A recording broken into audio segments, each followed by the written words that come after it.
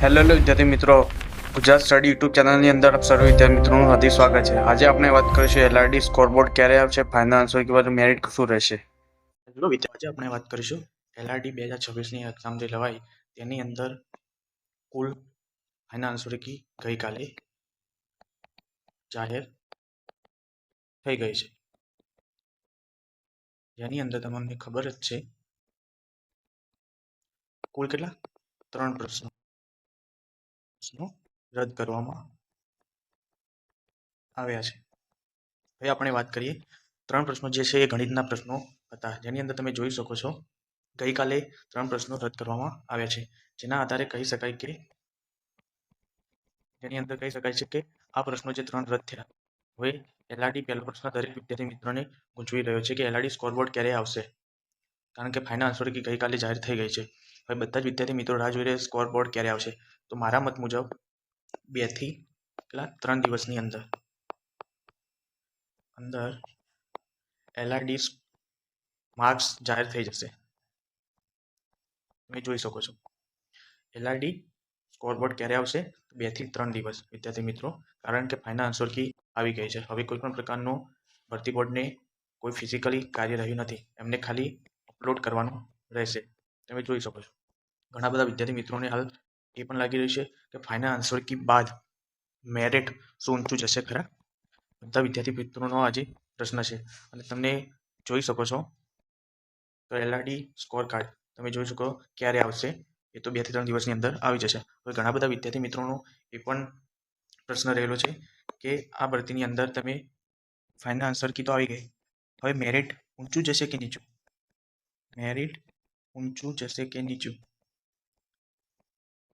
હવે આપણે નેક્સ્ટ એના વિશે વાત કરીશું. તમે જોઈ શકો છો અહીં સ્ક્રીન ઉપર કે મેરિટ તમે જોઈ શકો છો અહીંયા બીજા નંબરનો ક્વેશ્ચન છે, ફાઇનલ આન્સર કે બાદ શું મેરિટ ઊંચું જશે ખરા.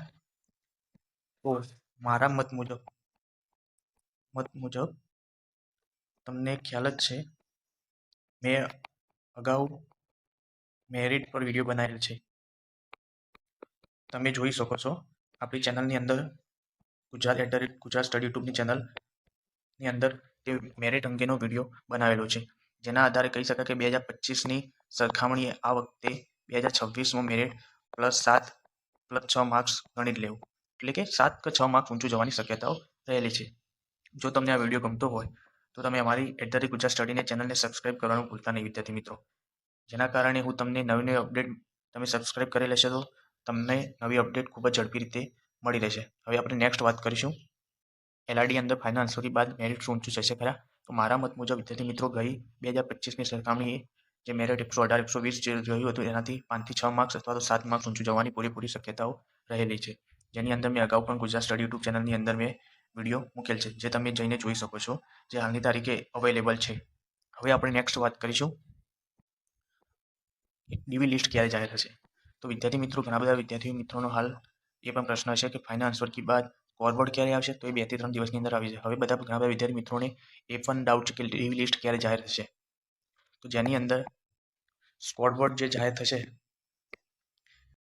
એના 15 દિવસની અંદર અથવા તો 30 દિવસ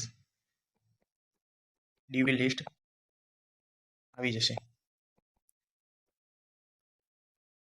આનાથી થોડા દિવસ +10 દિવસ થઈ શકે છે, કારણ કે પરફેક્ટલી એ કહી ના શકે કે આ તારીખે ડીવી લિસ્ટ જાહેર થશે, પરંતુ એક અંદાજ મુજબ તમે જોઈ શકો સ્કોરબોર્ડના આધારે જે જાહેર થશે દિવસે એનાથી 15 થી 30 દિવસ અથવા તો તેનાથી 10 દિવસની આસપાસ ડીવી લિસ્ટ જાહેર થશે, કારણ કે આ ઇમ્પોર્ટન્ટ અપડેટ છે. તે જોઈ શકો છો ડીવી લિસ્ટ માટેની આ ખૂબ જ ઇમ્પોર્ટન્ટ અપડેટ છે કે સ્કોરબોર્ડ જાહેર થયા બાદ 15 થી 30 દિવસની અંદર તમે જોઈ શકો છો એલઆરડી ભરતીની ડીવી લિસ્ટ જાહેર થશે, જેની અંદર ઘણા બધા વિદ્યાર્થી મિત્રોનો એ પણ પ્રશ્ન હશે કે ડીવી લિસ્ટ લાસ્ટ કટ ઓફ કેટલે અટકી શકે છે.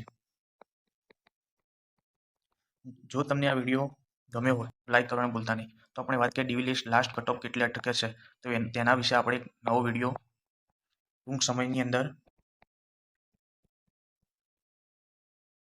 એનાલિસિસ કરીને અને માહિતી મેળવીને ચોક્કસથી હું લાવીશ. કારણ કે ઘણા બધા વિદ્યાર્થી મિત્રોનો એ પણ પ્રશ્ન રહેલો છે કે ડીવી લિસ્ટ આવશે તો ખરા, પણ કેટલા માર્ક સુધી દરેક કેટેગરી વાઇઝ આપણે ડીવી લિસ્ટનો વિડીયો નેક્સ્ટ વિડીયોની અંદર આપણે ખૂબ જ જલ્દી સમયમાં અપલોડ કરીશું, જેથી કરીને અમારી ચેનલને સબસ્ક્રાઇબ કરો, જેથી કરીને તમને જરૂરી અપડેટ ખૂબ જ ટૂંકા સમયગાળામાં મળી રહેશે. આ હતા આપણા આજના 3 પ્રશ્નો જે ઘણા બધા વિદ્યાર્થી મિત્રોને ગૂંચવી રહ્યા હતા. મેં અગાઉ પણ વિડીયો બનાવ્યો હતો કે ગણિતની અંદર તે 3 પ્રશ્નો જે ડીઆઈના છે એ રદ થશે, પરંતુ ઘણા બધા મિત્રોને એવું લાગતું આ પ્રશ્ન રદ નહીં થાય, પરંતુ મેં વિડીયો બનાવેલ છે, તમે જોઈ શકો છો. હવે આપણે નેક્સ્ટ વાત કરીશું કે ડીવી લિસ્ટ બાદ જે કટ ઓફ છે કેટલું રહેશે. તો કટ ઓફનો મેં વિડીયો અગાઉ પણ બનાવેલો છે. હું હજુ પણ કહું છું કે લાસ્ટ કટ ઓફ તમે 123ની આજુબાજુ હશો એસસીબીસી ઈડબ્લ્યુએસની અંદર, તો તમે સેફ સ્કોરની અંદર ગણી શકાય. થેન્ક યુ સો મચ વિદ્યાર્થી મિત્રો, તમે અંત સુધી અમારી સાથે બની રહ્યા અને અમારી ચેનલ ગુજરાત @સ્ટડી યુટ્યુબ ચેનલને સબસ્ક્રાઇબ કરો, જેથી નવી અપડેટો ભરતી રિલેટેડ તમને સૌથી પહેલાં મળી રહે. અને આ રીતે અમારી વિડીયોને લાઈક કરો, શેર કરો અને સબસ્ક્રાઇબ કરો. હવે આપણે નેક્સ્ટ વિડીયોની અંદર જોઈશું કે ડીવી લિસ્ટ કેટલે સુધી અટકી શકે છે, જેના આધારે તમે તમારી આગળની તૈયારી એટલે કે સીસી રિલેટેડ પણ હું ટૂંક જ સમયમાં વિડીયો લાવી રહ્યો છું કે સીસીની અંદર કેવી રીતે અને કયા સબ્જેક્ટ વાઇઝ તૈયારી કરવી જોઈએ. તો થેન્ક યુ સો મચ મિત્રો. હવે મળીએ આપણે નેક્સ્ટ વિડીયોની અંદર.